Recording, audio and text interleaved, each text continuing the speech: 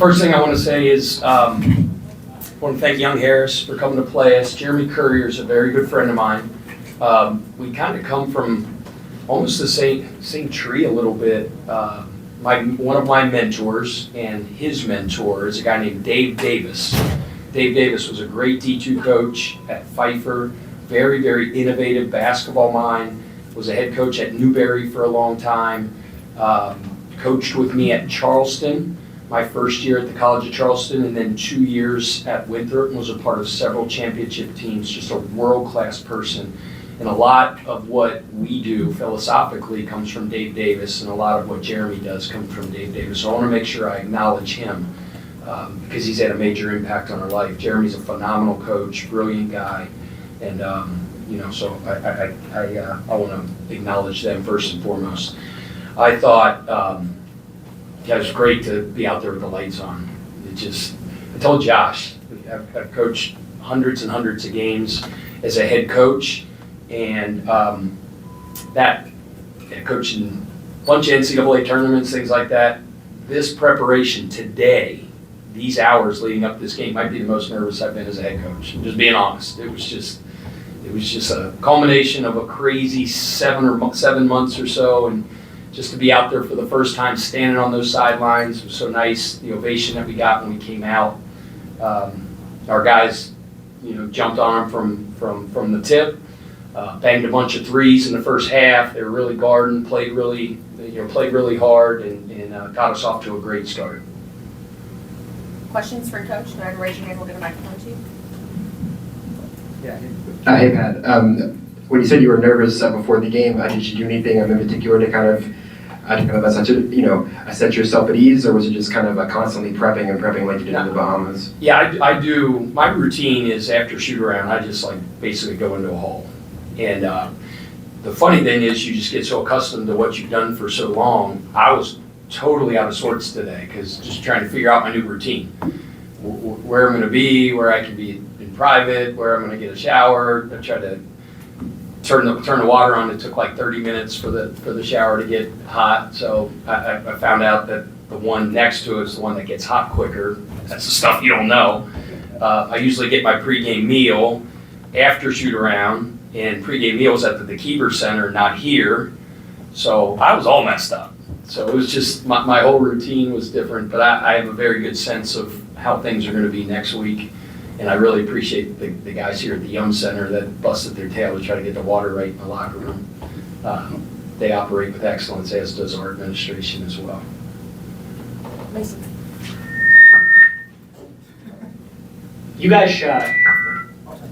Yeah. You guys shot 78 shots tonight. 56 of them were three-pointers. Is that a volume that we should be getting more used to? We don't talk about shooting threes. Everybody talks about we really value three-point shot. I value three-point shot because it's an efficient shot, points per shot. Our major focus is on playing off the attack, right? Playing off the attack, and then threes kind of present themselves. If we touch the paint, we attack the rim, we put foul pressure on the defense, and threes present themselves. Our guys gave up good for great. We say hunting great in terms of great shots. Those are getting to the free throw line, finishing at the rim, and kicking for threes. And I just thought the guys played so selflessly for the majority of the game. We had 18 assists, 1 turnover at half, ended the game with 27 assists. Turned the ball over a little bit too much in the second half. But, ran hard, got the space, and guys made really selfish plays, finding open shooters, and guys stepped up and knocked them down. Pat, you talked about the 18-1. You talked about the 18-1 in the first half, ball movement. Can you just kind of speak on what you thought of the ball movement and how the guys were doing it there? Yeah, I thought the ball was popping. We starts with our transition, with our pace, how our guys sprinted to the corners. The floor was really open. I thought our pace was good. I thought we were really playing downhill, attacking the paint. And, you see a couple go in, the crowd gets into it, which was awesome, and then they start flowing a little bit. They obviously weren't as nervous as I was. Okay, let's go.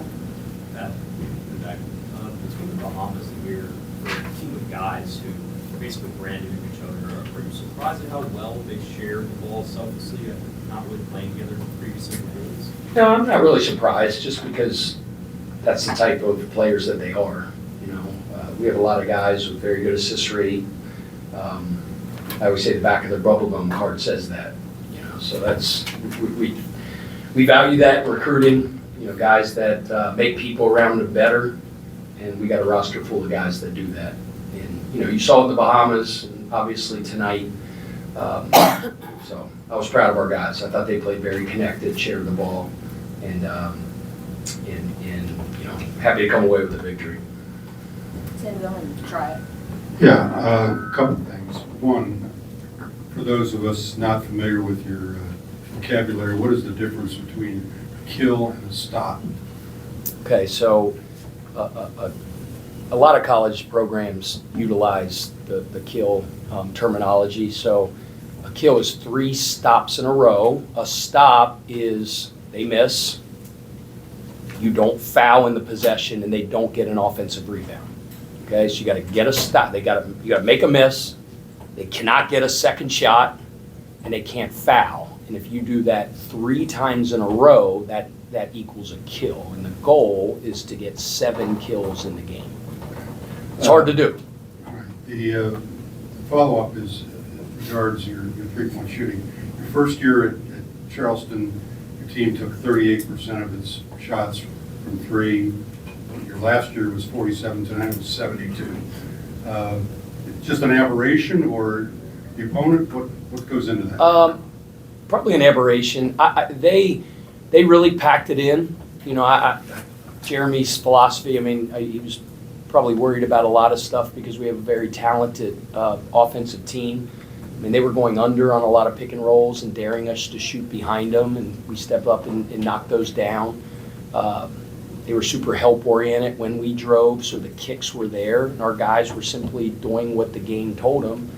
And when they drew 2 and when the help came, they sprayed it and got open shots. It was good. It looked like a connected offensive unit.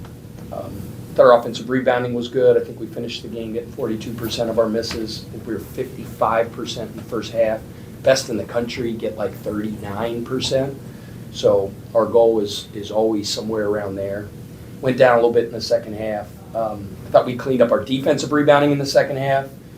They finished at 30%, but they were up in the mid-30s for most of the early second half. So, those speak to physicality, speak to toughness, they speak to tenacity. Jeremy's teams always play hard.